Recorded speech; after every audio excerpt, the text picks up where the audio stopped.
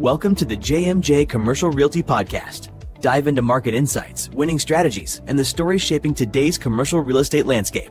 Let's get started. Well, welcome everyone to episode 3 of the JMJ Commercial Realty Podcast. My name is Adam Schertzer, and I'm joined here with the broker of JMJ Commercial Realty, Josh Cedia. How you doing, Josh? I'm doing well. How you doing today, Adam? Good, good. So I think we're just going to jump right into this here.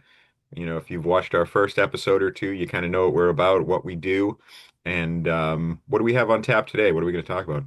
Today we're going to be talking about leasing and how leasing works, just this kind of the structure of a deal and just things to be aware of when you're looking to lease a commercial property.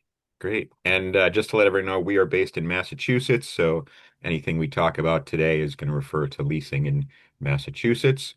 If you do it differently in your state, we'd love to hear from you. Maybe you could be a guest on our show and let us know how it works where you are.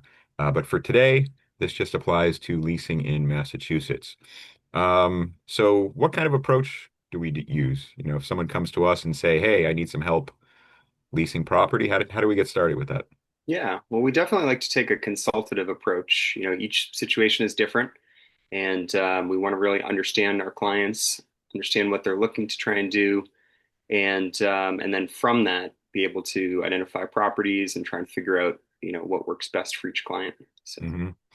Definitely. I feel like, my background in psychology and customer service and all that, where you really need to listen to, the customer, the consumer, the person, and kind of cater it to what they need. Because you're right, every business is different. Every person, has different needs. Um, so I've heard different terms like leasing, renting. Is there a specific term you use for commercial real estate? Generally, in commercial, you hear leasing, although on like the residential side, someone might say, "Oh, I want to rent an apartment or rent a house." But for commercial, it's generally leasing is the word that they use. Yeah, that makes sense. And so what type of spaces, I know we've talked about, that we kind of work with all different types of businesses, whether it be industrial, retail, office, things like that. So what type of spaces do we lease? Is it the same for this? Yeah, I mean, we have a general approach for commercial real estate. There are some firms or agents that will focus just on office or just on a certain area within Massachusetts or in a certain state or city. But we tend to be more generalist in our approach, and yeah, so we just kind of look at all different asset types. Yeah, definitely.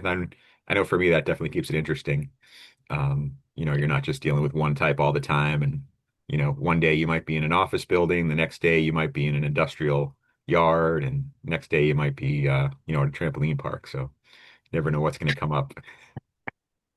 Seen some And interesting requirements so far, there yeah. are, there are. And so how do we work with tenants? Like if they come to us, say, I know there's different situations. There's some where, we have the listings where we're representing the landlord, and there's others where, someone comes to us and we need to help them find a space that we don't particularly have. Like, how do we work with tenants that way? Like, what's the difference? Yeah. So on the tenant side of things, again, it's a consultative approach. We really want to try and understand their situation.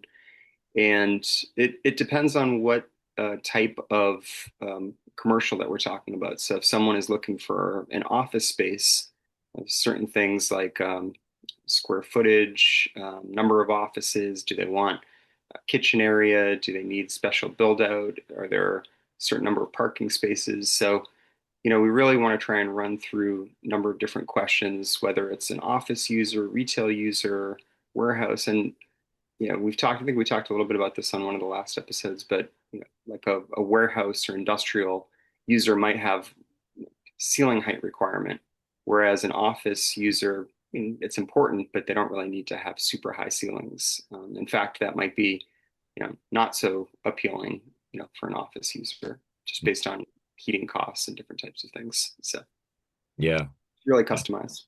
Yeah, definitely. I think running through those questions that we have is really important. And it lets us get to know, our clients, lets us know the business. Um, yeah, parking is huge, especially in the area that we work in, as we get closer to Boston.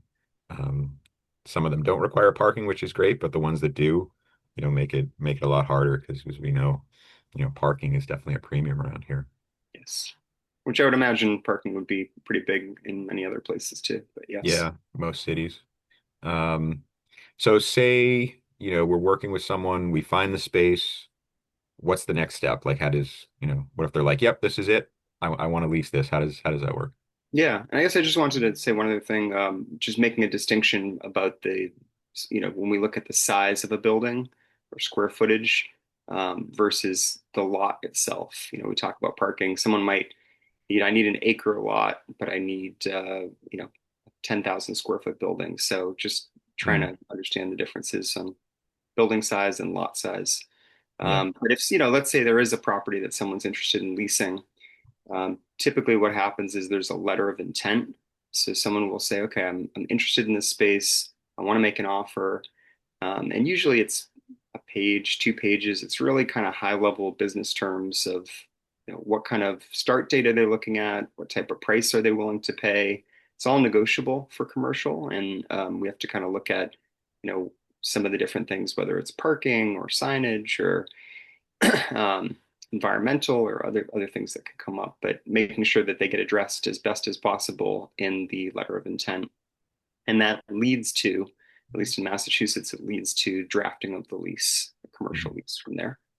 So the other thing I've heard too, and I've come across recently, is an RFP, or request for proposal, which, it's kind of the other way around where, I was at a building recently and the tenant wanted to lease it, and the management company said, "Oh, well, we'll provide an RFP for the tenant." So how does that work compared to like a letter of intent?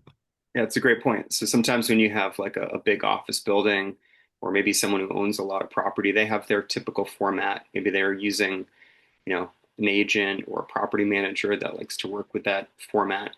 So they can just prepare something on their side, send it over, and then you can share that with your client and then basically make adjustments from there. So they may come back and say, okay, here's the price per square foot for an office space. You may not want that, or your client may not want that, so you can make adjustments, from there. Hmm. All right. So once both sides kind of agree to the letter of intent or the request for proposal, then do you have to sign off on it? Is it like a legal document, or how does that work? Yeah, so typically these RFPs or letter of intents are non-binding, which means that, there's no legal kind of holding for it. It's kind of the way I think about it is it's a conversation that you're having with an owner of a property. And you're saying, yes, I'm interested in this space. This is kind of how I'm thinking about it.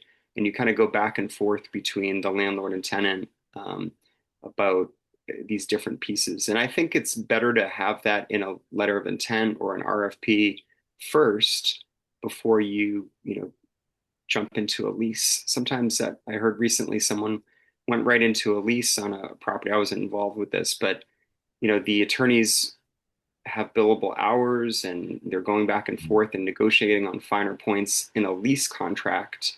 And I think it's better, generally speaking, to do that in a letter of intent, figure out the business terms, and then use that as the basis for creating a lease. Hmm. Yeah, it definitely seems like it would make the lease process a lot smoother and a lot quicker too. And I know sometimes we deal with tenants who are trying to get into a place as soon as possible and don't want these things going on. And some of these leases, have we seen can go on for a while, depending if there's a lot of back and forth and things like that. So, Yeah. And I was just gonna say there might be a big sticking point too. Like there might be one specific item that the landlord says, no, there's no way I'm doing that, or I can't do that. It's better to know that up front than mhm, to, get into the lease and then, weeks or months later realize that it's not the right fit. yeah. And who typically pays for those costs? I imagine it's the landlord or the owner, right? If they're drawing up the lease, they pay their attorney to do that stuff. Yeah, typically the landlord will have their own attorney and provide a draft lease to start. Yeah. So if they're going to go through all that, they pretty much want to know that there's a good chance that this is going to go through Yes. before, wasting their time and money to get to that point. So, Yes. yeah, makes sense. Circling back to sometimes when you look at these, properties, you don't typically see, $3,000 a month, $10,000 a month. You'll see $21 a square foot, and They just kind of explain how that works or what that means if someone's new, kind of looking at commercial property to lease.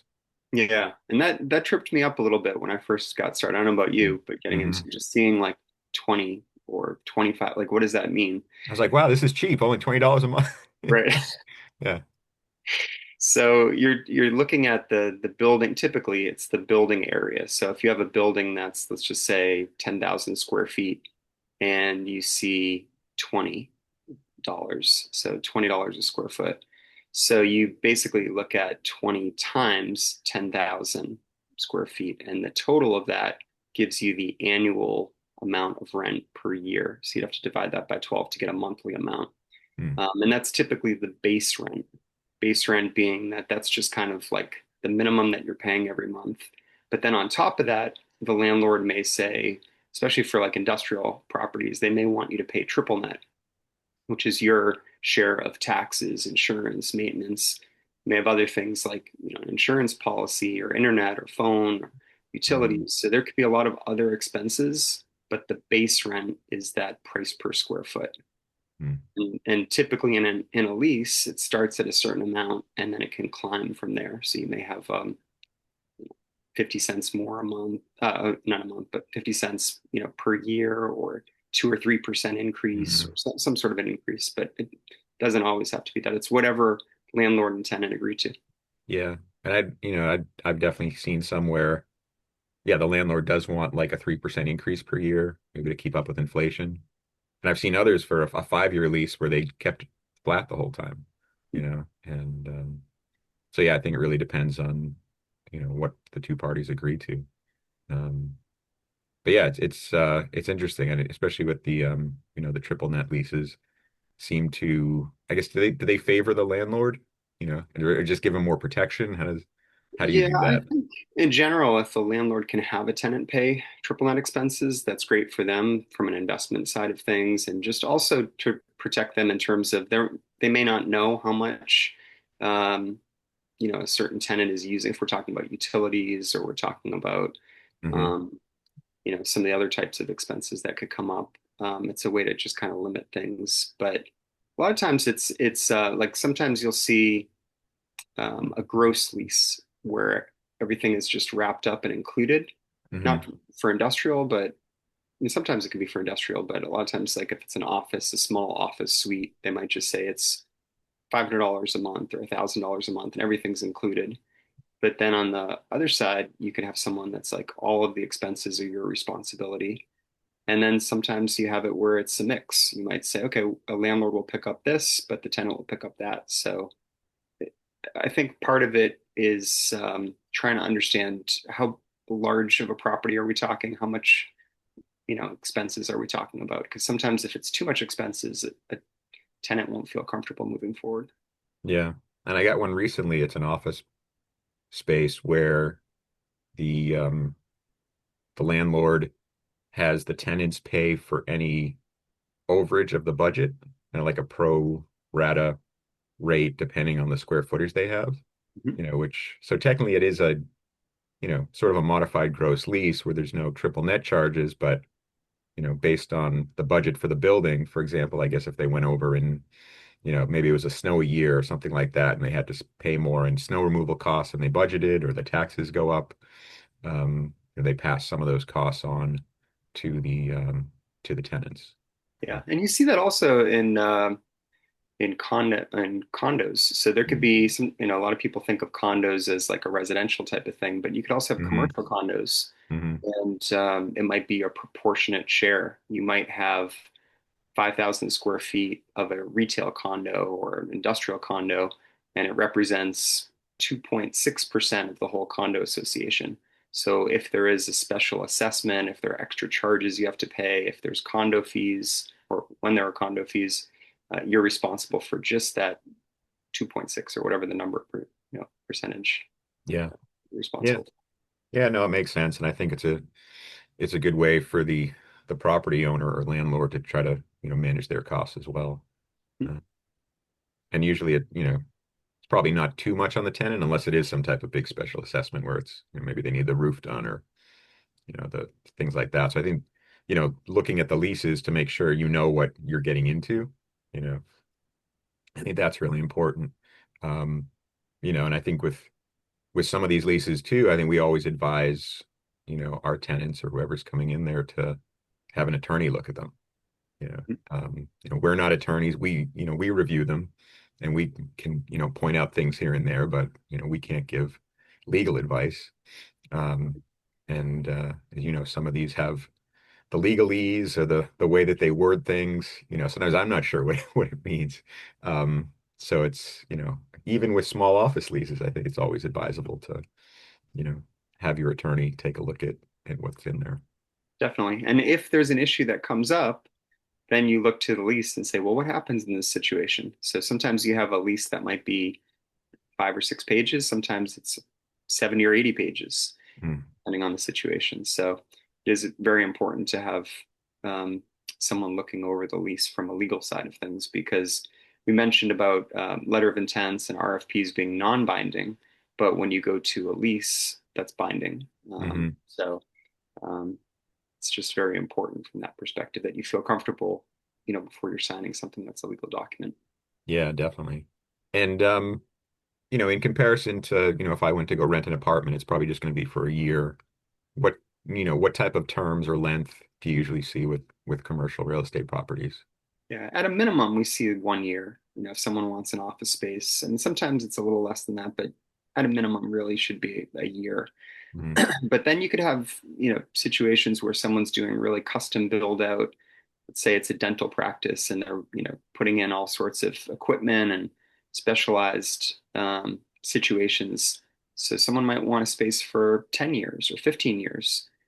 We also see, so it could be, it's really, anywhere from typically we see, you know, 3 years, 5 years, 10 years, depending on the situation or more. Um, but um, tenants will also use options in their lease, and an option gives you the ability to have a longer period of time. So let's say it's a dental office. We'll just keep with that. Um, if someone did an initial 10-year term, maybe they want a 10-year and then they want 2 5-year terms, or a 10-year and a 10-year, a 10-year and a 10-year option. And so that basically gives them control of the space for the next 20 years, but they are only committing to paying rent for 10 years. So they have that initial 10-year term, and then they can say, okay, I'm going to exercise my option for 5 years. And then I'm going to exercise it for my second 5 years, or for my 10-year option, however, whatever is agreed to between landlord and tenant. And so it's a way to really control it for a longer period of time. Yeah, it makes sense. Makes me think about sports contracts. Sometimes you hear about a player that signs a contract for 5 years with an option to re-sign at a certain amount, and it gives them the like, oh, do I want to stay at this team and make this extra money, or do I want to go somewhere else? And um, yeah, having those options, I think are great. Are there times where, a landlord might be like, well, I don't want to give any options. I don't, maybe the tenant wants options, but the landlord doesn't. Have you had Sure. that at all? Yeah, I mean, there could be a situation where, let's say, the landlord, they may not disclose this, but sometimes the landlord might be thinking, okay, in the future, I might want to redevelop this property, and I don't want to have one tenant, you know, 10-year, have a 10-year lease, and then everyone else has 2 or 3 year leases, but this one tenant has 10 years, Hmm. and it prevents them from being able to maybe redevelop it to something else.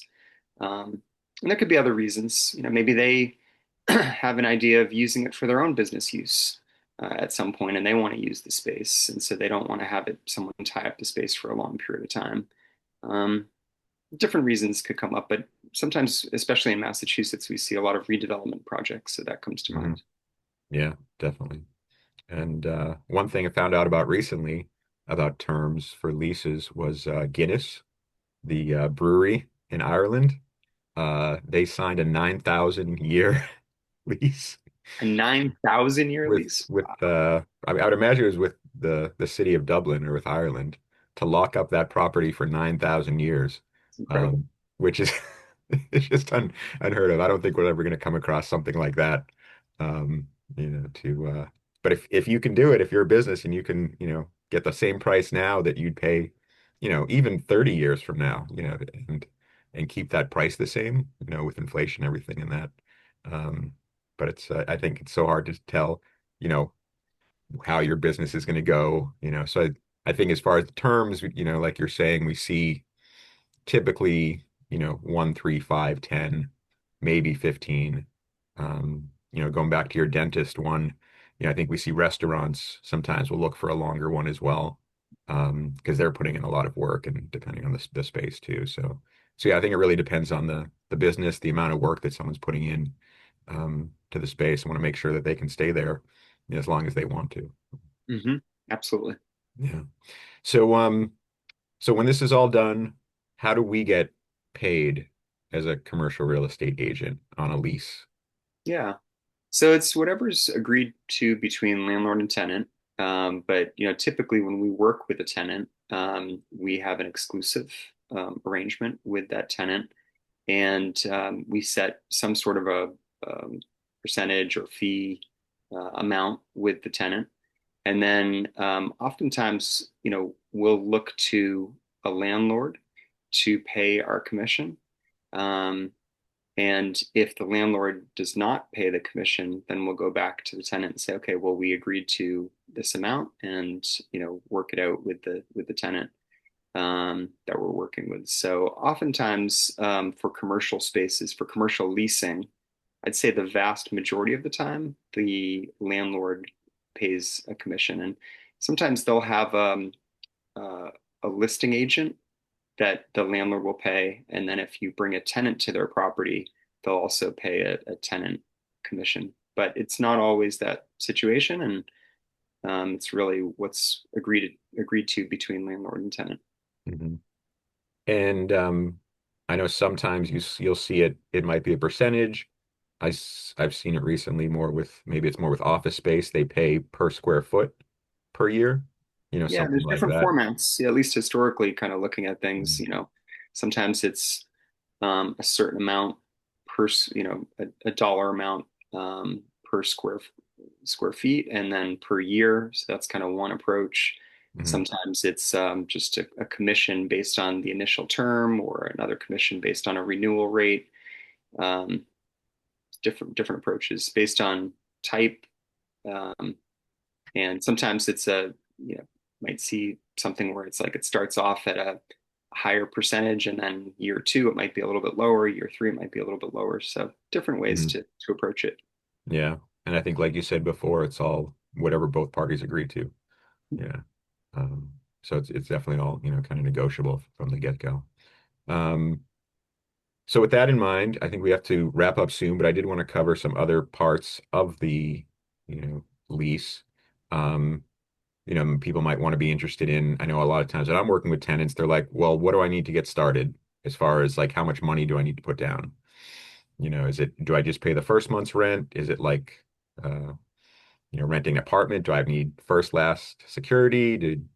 What kind of stuff do we see?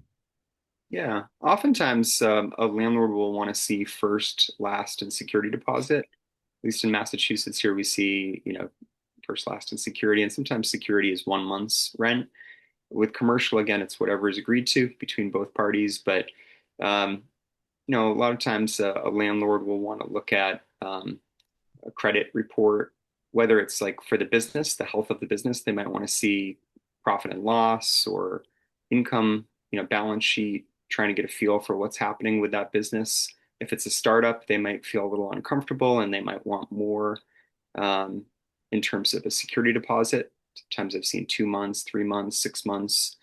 Um, but I've also seen situations where, a landlord is fine if it's just first month and maybe a security deposit, or first and last month.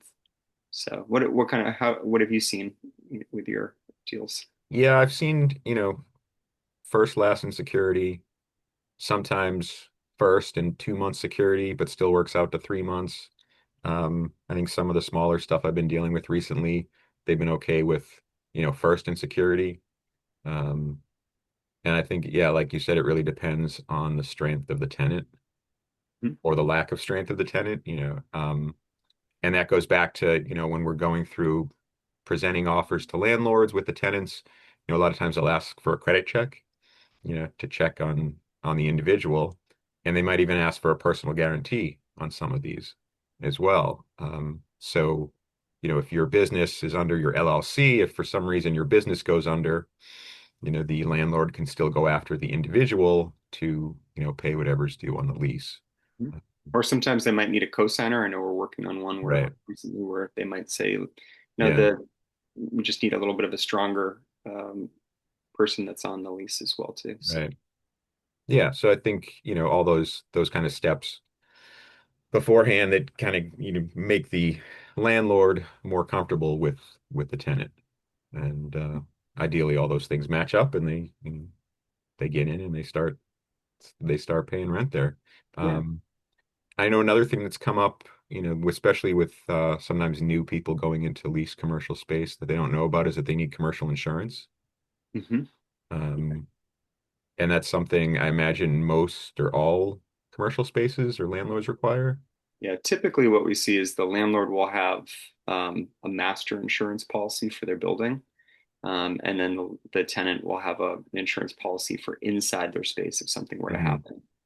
But again, it depends. I mean, it might be one tenant that takes a whole building, and the landlord says you're responsible for paying for you're occupying the whole building. I want you to pay for the whole insurance with everything.